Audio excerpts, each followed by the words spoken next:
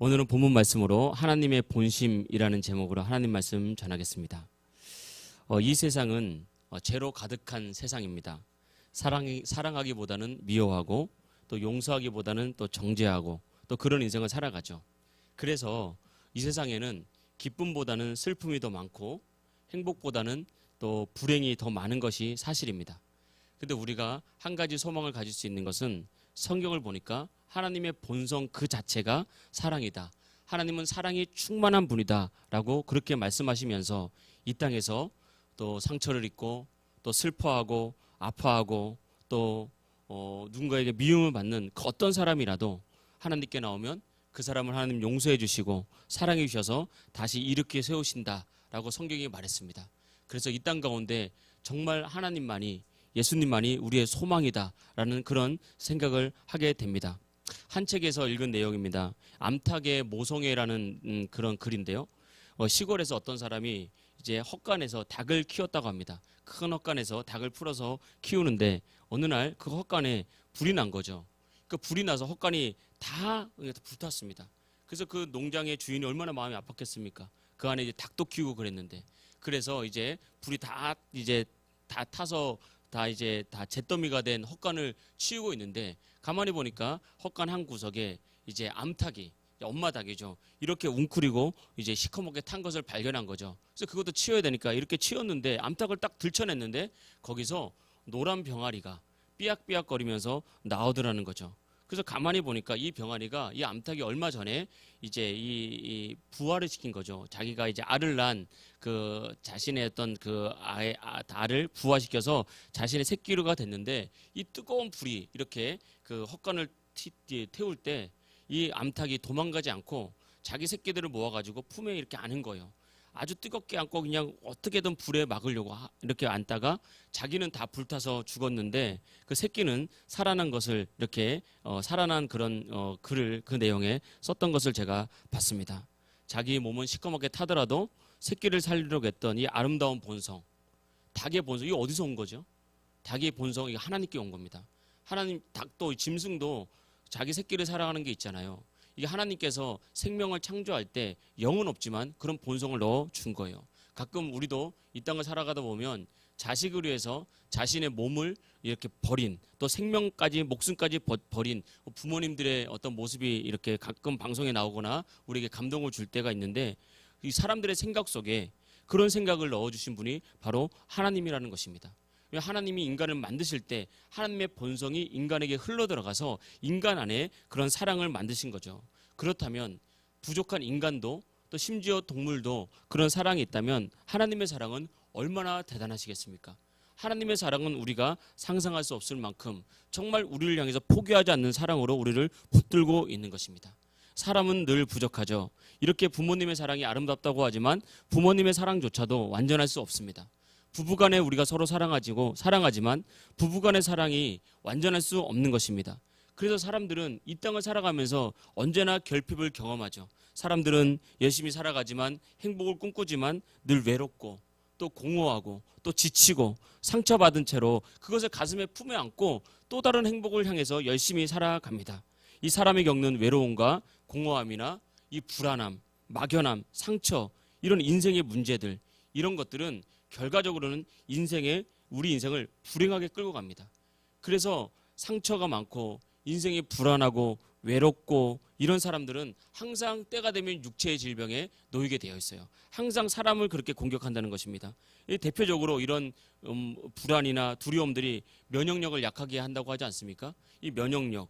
대표적으로 이제 우리가 면역력 그러면 우리가 흔히 아는 것처럼 바이러스가 우리 몸을 공격할 때 자신을 방어하는 힘이잖아요. 자신을 방어하는 힘이 큰 사람이 면역력이 큰 거죠. 그래서 면역력이 강하면 바이러스를 퇴치하는 힘도 강하고 바이러스에 감염됐다 하더라도 빨리 이렇게 치유되는 자가 치유 능력도 강합니다.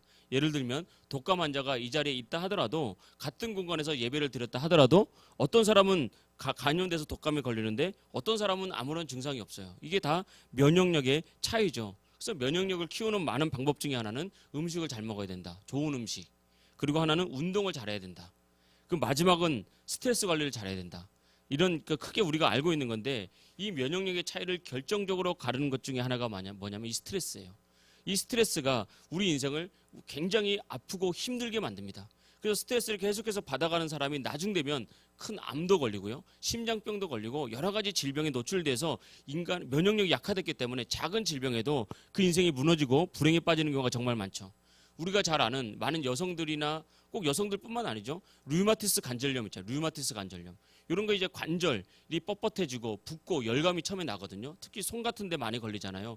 손이 뻣뻣해서 가보면 뭐 류마티스 관절염이다 그러는데, 류마티스 관절염에 걸리면 이제 나중에는 손가락이 이렇게 휘고 이 마디가 막 굵어지면서 보기에도 안 좋고 이 손에 힘을 못 주고 늘 아프고 쑤시고 이런 건데, 이 대표적으로 면역 질환인 이 류마티스 관절염이 면역 질환입니다. 외부에서 이렇게 이제 바이러스가 공격을 받으면 이 면역 체계가 바이러스만 공격을 해야 되는데 면역 체계의 교란이 일어나서 우리 몸을 공격하는 거예요. 이 자가 면역 질환이거든요. 그래서 이렇게 이 류마티스 관절염 같은 게 생기는 건데, 여러 가지 것들이 있죠. 여러 가지 것들이 있을 때 의사들도 정확히 모르기 때문에 류마티스 관절염의 결과적인 것은 이게 스트레스다 이렇게 추정한다라고 이렇게 의학 사전에 그렇게 나와 있다고 합니다. 그러니까 정확한 것이 아니라 그것도 추정을 하는 거죠. 왜냐하면 정확한 이유를 모르기 때문에. 그러면서 이제 대부분은 이건 역시도 스트레스에서 온다. 불안, 염려, 또 이렇게 외로움, 또 절망감, 어떻게 살아야 될지 모르는 막 미래에 대한 답답한 불안감, 이런 것들이 젊었을 때는 세포에 힘이 있잖아요. 그럴 때는 이겨나가다가 나중에 몸이 노화가 되고 세포 힘이 떨어지고 이러면서 몸에 질병이 나타나는 거죠. 그래서 이 류마티스 관절염으로 고생하는 사람들 약을 먹거든요. 이게 면역 체계의 약을 먹는 게 굉장히 이게 약이 세고 우리 몸에 굉장히 안 좋습니다. 이게 스테로이드제, 이 항생제 이런 것들이 결국은 우리 면역 체계를 교란시키거든요. 왜냐하면 면역 체계를 약하게 해야지 우리 몸을 공격 안 하잖아요. 면역 체계를 약하게 하다 보니까 또 바이러스에 쉽게 공격당하고 이런 어려움이 있습니다. 그래서 약 쓰는데도 한계가 있고 어려움이 있는데, 그 의사들이 보니까 이게 꼭 바이러스 그 자체만 문제가 아니라 스트레스로부터 온다는 것을 깨닫고요. 이 류마티스 관절염 환자를 대상으로 이렇게 그 연구를 했는데, 이 환자가 가장 사랑하는 사람이 옆에서 계속해서 이렇게 돌봄을 가질 수 있도록 몇 살을 붙여줬어요. 그러니까 그 사람이 난 남편이 좋아요. 그럼 남편. 나는 자녀가 좋아요. 그럼 자녀. 나는 부모님이 좋아요. 부모. 나는 내가 사랑하는 친구가 있어요. 친구. 이렇게 사랑과 위로를 나눠줄 수 있는 사람을 붙여줬거든요. 놀라운 결과가 나타났습니다. 약으로 치료가 안 되던 것이 그 사람이 따뜻하게 안아주고 같이 옆에서 아픈 사람 보면서 짜증 안 내고 머리 쓰다듬어주고 웃어주고 얼마나 아프냐고 공감해주고 그러는데 현격하게 이 류마티스 관절염이 낫더라 이거예요. 약으로 안 낫던 것이 막 약 먹고 막 속이 쓰리고 다른 힘들어하던 사람들이 이런 사랑과 위로로 낫는 것을 이렇게 많은 의사들이 입증하기 시작했습니다. 그래서 우리가 기억해야 될 것은 많은 질병의 근원이 스트레스로부터 온다는 것을 우리가 알아야 됩니다. 지금은 다 건강한 것 같지만 계속 스트레스를 받잖아요. 계속 스트레스를 받으면 나중에 항상 우리 몸에 문제가 생겨서 더 큰 불행으로 우리를 만들어 가는 거예요. 이렇게 사랑하는 사람이 위로의 한마디와 그 사람을 공감해 주는 것이 이 사람의 질병에 큰 힘이 됐다면, 사랑의 본질 대신 정말 그 자체가 사랑이신 그분이 우리 속에서 역사해서 우리가 그분을 만나게 되면 우리의 인생은 반드시 살아나게 되어 있습니다. 반드시 몸의 질병과 마음의 질병에서 일어나게 되어 있고요. 불안과 염려가 사라져야 담대함이 옵니다. 자신감이 오는 거예요. 아무리 내가 잘하던 사람도요, 자꾸 시험에 떨어지게 되고 사람들이 뭐라고 그러면서 불안하고 염려하고 주눅들면 할 수 있는 것도 못 하거든요. 근데 하나님의 사랑이 딱 임하잖아요. 두려움이 없다라고 생각을 하고 두려움이 떠나가면 그때부터 그 사람의 인생이 열리게 되기 때문에 항상 나를 향한 하나님의 본심이 무엇인가를 우리가 이해하고 믿고 이 땅을 살아가는 것은 정말 중요한 것입니다. 그래서 오늘 본문 말씀으로 첫 번째 드리고 싶은 것은 하나님은 언제나 우리를 사랑하신다는 거예요. 하나님은 우리를 사랑하시는 것이 하나님의 본심이라는 것입니다. 성경 말씀 보면 인생을 고생시키고 근심하게 하는 것이 하나님의 본심이 아니라 그랬습니다. 예레미야 애가 3장 33절 말씀을 화면을 통해서 보겠습니다. 다 같이 한번 읽어보겠습니다. 시작. 주께서 인생으로 고생하게 하시며 근심하게 하심은 본심이 아니시로다. 아멘. 하나님께서 우리 인생을 고생하게 하시고 근심하게 하시는 것은 하나님의 본심이 아니라는 거예요. 그래서 우리가 하나님의 본심과 만나야 됩니다. 하나님의 진짜 마음과 만나면 그때부터 우리 인생이 회복되기 시작하는 거예요. 하나님의 사랑이 임할 때 오래된 슬픔이 있거든요. 사람 안에 오래된 슬픔이 있습니다. 심지어 그 오래된 슬픔은 나조차 내 자신조차 인식하지 못하는 그런 오래된 슬픔이 있어요. 근데 하나님의 사랑을 딱 만나잖아요. 내 무의식 중에 잠자고 있으면서 나도 모르게 나의 인생의 발목을 딱 잡고 있는 그 슬픔이 드러납니다. 그래서 주님이 그 슬픔을 치료한단 말입니다. 내 안에 있는 두려움들, 외로움들 하나님의 사랑 안에서 회복되고 또 사라지기 시작하는 것이고요. 하나님의 사랑이 우리 안에 임하면 우리의 상처를 어루만지기 시작합니다. 내가 상처받을 때가 얼마나 많습니까? 내가 원수 마귀로부터 공격당할 때가 얼마나 많습니까? 살다 보면 사랑하는 사람한테 상처를 많이 받거든요. 여러분 아프리카에 있는 뭐 어떤 사람에게 우리가 상처받은 적 있습니까? 여러분 우리 그런 사람들은 상처 안 받습니다. 오히려 그런 사람들 불쌍히만 여기죠. 우리는 오히려 가까이 살아가는 부부, 부모, 자녀 이런데 또 우리가 사랑하는 성도들이 가까이 뭐 일을 하다가 이렇게 사랑하는 사람, 가까이 자주 만나는 사람과 상처를 많이 받아요.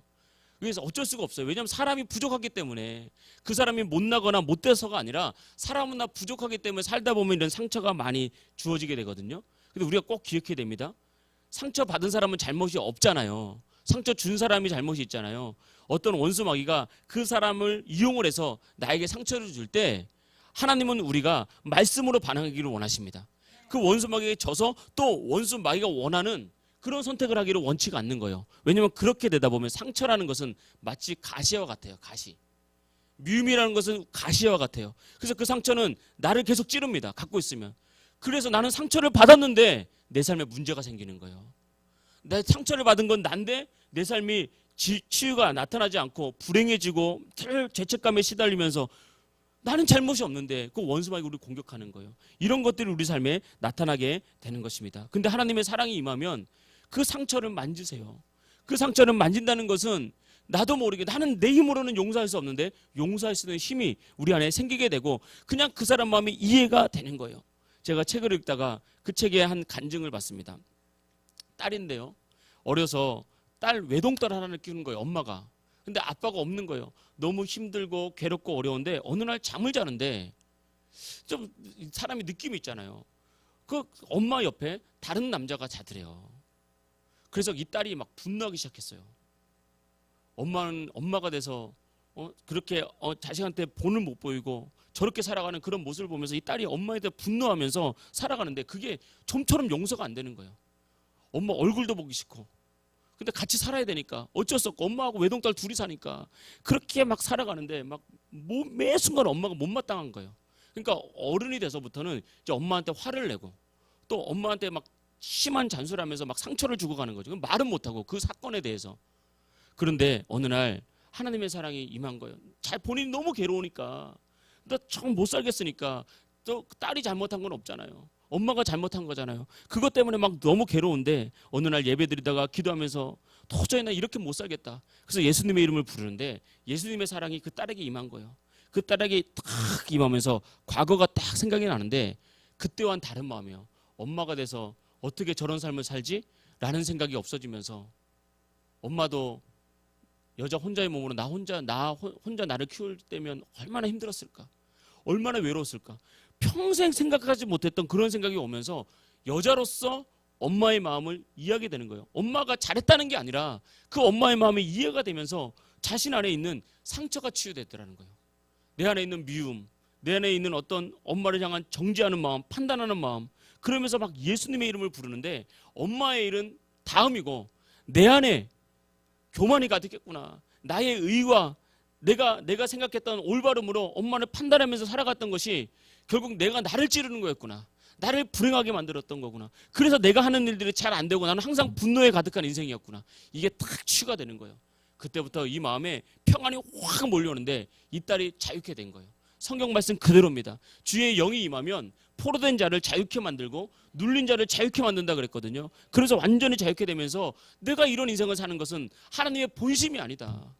내가 이것 때문에 내가 눌리는 것은 하나님이 마음을 아프게 하는 거지. 하나님 나 때문에 얼마나 마음 아팠을까. 그러면서 그게 눈 녹듯이 사라지면서 엄마의 관계가 회복될 뿐만 아니라 자신 삶에 평안과 기쁨이 오니까 그때부터 하는 일이 잘 되는 거예요.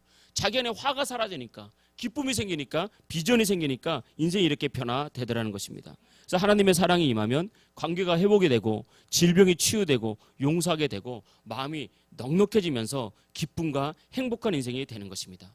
이것이 바로 하나님의 은혜고 하나님의 사랑인 거죠. 그런데 하나님은 우리를 이렇게 사랑하시는데 왜 우리의 인생에 고생과 근심과 염려와 상처는 왜 있는 것입니까? 그래서 성경이 한마디로 정의하기를 우리가 하나님을 떠났기 때문에 그런 문제와 고통이 왔다고 말하고 있습니다.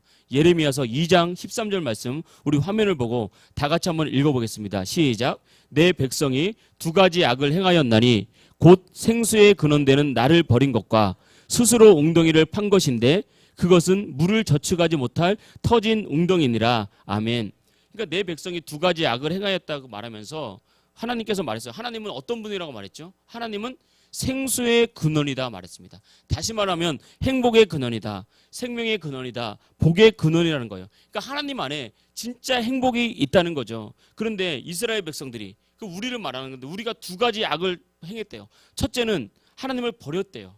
하나님을 떠났다, 이것이 악이다라고 말을 했고, 두 번째는 하나님을 떠나서 스스로 웅덩이를 팠다. 다시 말하면 행복이 하나님 안에 있는데 내 힘으로, 내 노력으로, 내 열심으로 할 수 있다고, 나도 할 수 있다고 생각하면서 교만해져서 내 노력으로 살려고 했던 그것이 웅덩이를 판 것인데, 그 웅덩이는 어떤 웅덩이라고요? 터진 웅덩이라고.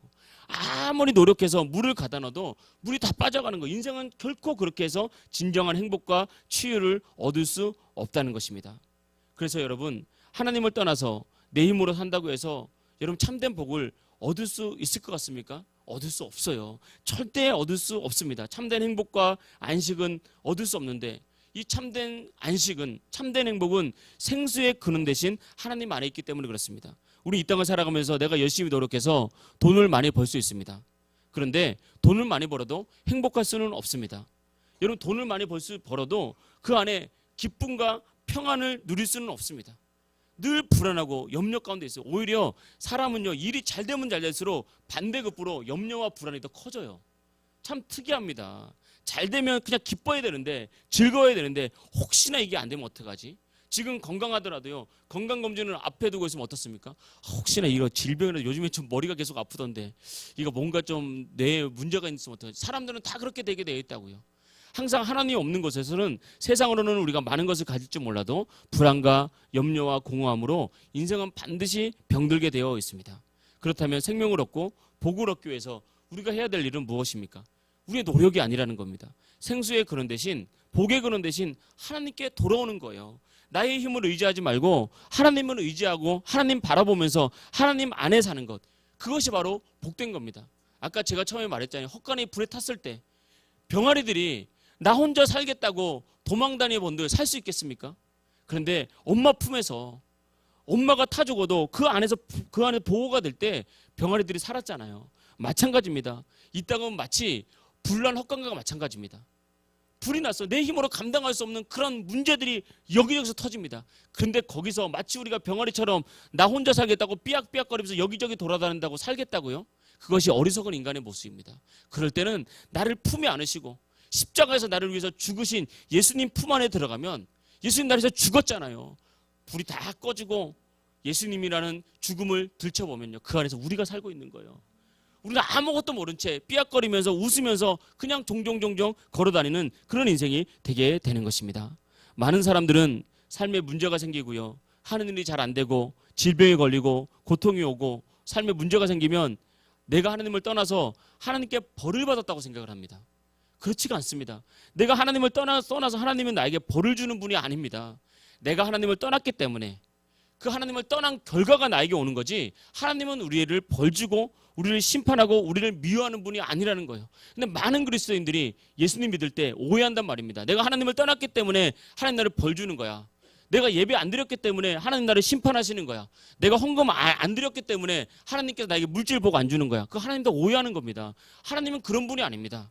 하나님은 그런 분이 아니라 그냥 하나님 안에 평안과 행복과 승리가 있는데, 세상에는 그냥 불더미인데, 내가 하나님을 떠나서 세상에 갔기 때문에 불더미에 들어간 거지, 하나님이 나에게 불더미를 주면서 심판하고 미워하는 분이 아니라는 것입니다.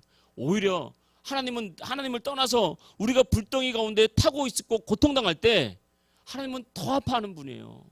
더 아파한다니까요. 우리가 이 땅을 살아갈 때 자녀를 키워봤잖아요. 자녀를 키워볼 때 자녀들이 고민하고 아파하는 거 보면요, 자녀들도 힘들고 아프겠지만 그걸 바라보는 부모님의 마음은 진짜 마음이 아픕니다. 그걸 해결해 주지 못하는 자기 자신을 바라보면서 어떻게 할 수 없어서 결국 믿는 사람은 엎드려 하나님께 기도하는 거 아닙니까? 하나님 그런 분이라고요. 내가 못하는 것에 대해서 심판하거나 아니면 내가 못하는 것에 대해서 정죄하거나 우리를 미워하시는 분이 아니라 우리 대신 아파하시고 더 아파하시고 안타까워하시고 어떻게 하면 우리를 살리려고 하시는 분, 그분이 바로 하나님이시고 그것이 바로 하나님의 본심입니다. 늘 성경 속에서 기록돼서 우리가 많이 듣지만 집 나간 둘째 아들이 있잖아요. 아버지 바깥에 행복과 기쁨이 있다고 생각하고 유산을 받아서 아버지를 떠나서 먼 타국으로 갔잖아요. 처음에는 마음대로 사니까 즐겁고 행복한 것 같았습니다. 그런데 시간이 지나서 깨달은 거죠. 아, 세상은 내 생각과는 너무 다른 거구나. 아버지를 떠나니까 결국은 돼지밥도 먹지 못하는 이런 비참한 인생이 되는구나. 아버지 안에 있는 것이, 아버지와 함께 있는 것이 진짜 행복이었구나라는 깨달았어요. 이걸 빨리 깨달아야 됩니다. 이걸 빨리 깨달아서 아버지 밖을 나가지 않아야지. 그래서 그러지 말라고 성경에 기록된 거잖아요. 어찌됐건 이 둘째 아들이 그렇게 고통당하면서 깨닫고 난 다음에 이 둘째 아들이 한 건 단 하나예요. 아버지한테 다시 돌아가야 되겠다. 자신의 노력으로 더 열심히 살려고 한 게 아니었습니다. 그게 아니라 그냥 아버지께 돌아가야 되겠구나. 근데 염치가 없는 거죠. 근데 아버지는 그래도 내가 과거에 아버지의 아들이었는데 종 중에 한 명, 일꾼 중에 한 명씩이라도 인정해주고 받아주겠지라고 하루하루 사는 게 너무 힘드니까 그냥 아버지 앞에 회개하고 돌아갈 마음으로 돌아갔다고요. 근데 어떤 일이 일어났습니까? 아버지가 어떻게 했죠? 아버지가 몽둥이 들고 기다렸습니까? 아버지가 막 심판을 기다렸나요? 아니요. 아직 거리가 먼데 아버지는 직감적으로 알잖아요. 저 멀리서 오는 사람이 내 아들인지 내 아들이 아닌지 직감적으로 알거든요. 근데 딱 보니까 아들이에요, 아들. 아직 성경은 상거가 먼데 아직 아들의 형체도 잘 보이지 않고 거리가 먼데 아들이 돌아왔다는 것을 직감적으로 알고 이 아버지가 뛰어가가지고 뜨겁게 이 아들을 안으면서 이 아들은 죽었다가 살아난 내 아들이라고 말하면서 어떻게 했습니까? 잔치를 열어줬다고요. 이게 아버지의 본심입니다. 그러니까 우리가 많은 죄를 저질렀고 많은 잘못을 했고 이 땅 가운데 실패하고 내가 잘못된 선택 가운데 괴로워한다 할지라도 내 잘못을 깨닫고 내가 아버지를 떠났구나라는 것을 깨닫고 아버지 앞에 회개하고 돌아오기만 하면 그 아버지는요 정말 언제 그랬냐는 듯이 우리를 뜨겁게 안아주면서 우리의 모든 죄를 용서하시고 우리를 회복시켜주는 것, 이것이 하나님의 본심이라는 것입니다. 이 은혜 가운데 우리가 들어가야 되는 거예요. 그런데 우리가 하나님께 돌아오지 않을 때 그럼에도 불구하고 고집 피우면 우리 삶에 문제가 생기기 시작하는 거예요. 하나님께서 벌 주는 것이 아니라 우리가 세상에 나갔기 때문에 하나님의 복을 떠났기 때문에 우리 안에 고통이 오고 고난이 오고 불행이 오고 그러다가 염려와 근심과 상처 가운데 마음의 질병에 걸리기도 하고요. 그런 것 가운데 우리가 육체의 질병에 걸리기도 하고 우리나라 얼마나 많은 사람들이 우울증 약을 먹고 있는지 아십니까? 우리나라가 정신질환의 공화국이 됐다고 하잖아요. 사람들이 늘 하루하루가 불안한 거예요. 하루하루가 막 힘든 거예요. 그런데 이 삶을 놓지를 못하는 거예요.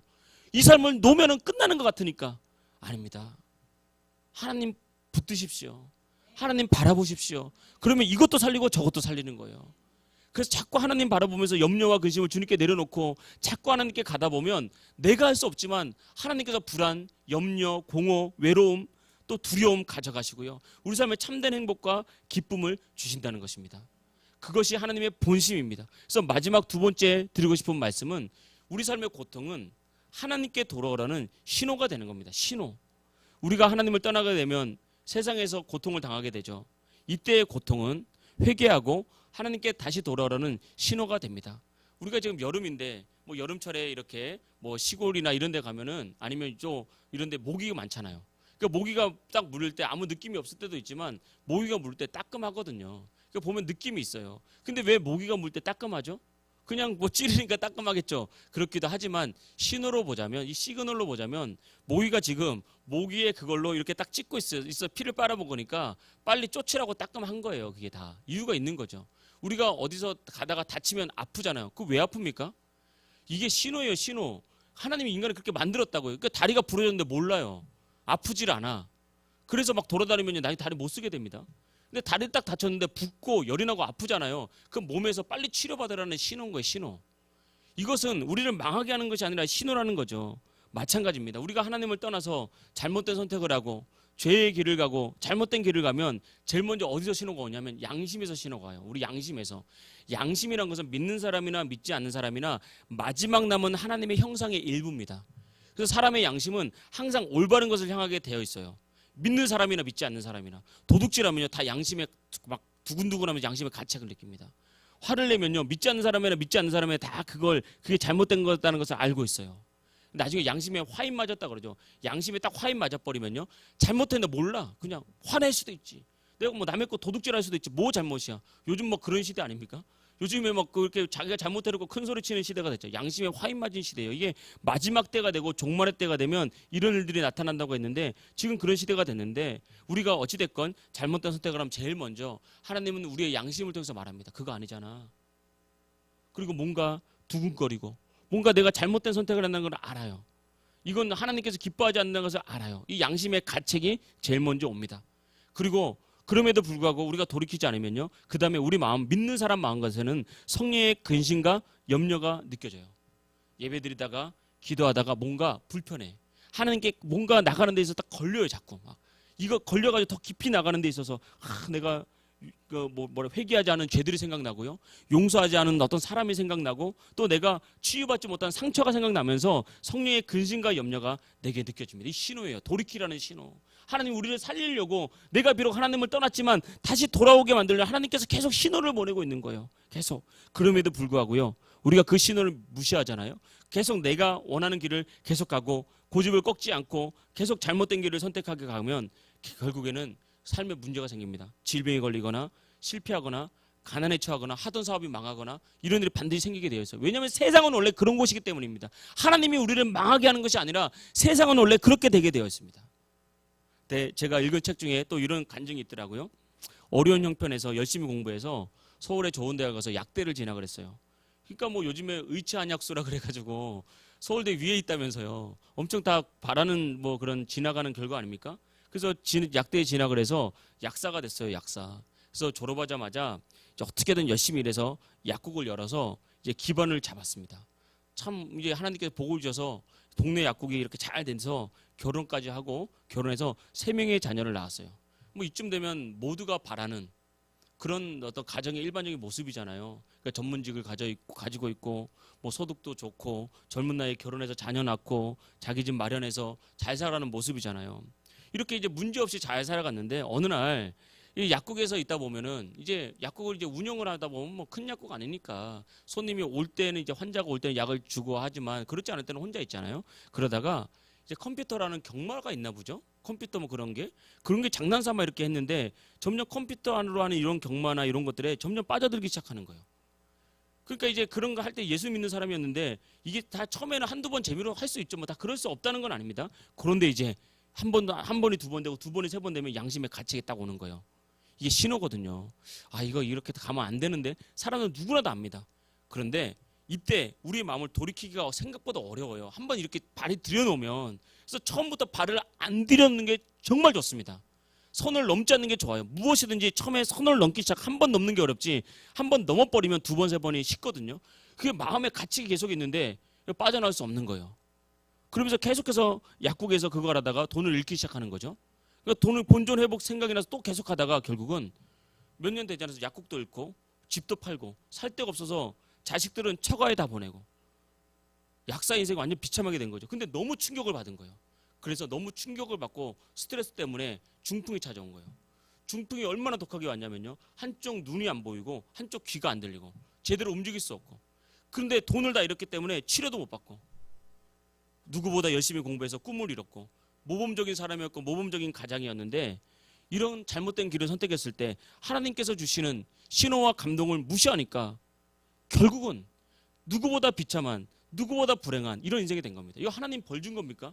이거 하나님 벌 준 게 아니에요. 내가 잘못된 선택을 했을 때 하나님 밖에 나갔을 때 그 잘못된 선택이 잘못된 결과를 만들어낸 겁니다. 하나님께서는 계속 신호를 주셨다고요. 경마에 손을 댈 때마다 컴퓨터를 켤 때마다 양심의 찔림이 있었다는 거예요. 예배를 드릴 때마다 성령의 근심과 염려가 이 사람에게 있었습니다. 그러면서 중간에 건강에 이상이 생기기 시작했을 때 이걸 그만둬야 된다는 것을 알았어요. 이게 성령의 신호라는 것을 알았어요. 그때 하나님께 돌이켰다면 이분은 이런 인생이 되지 않았을 겁니다.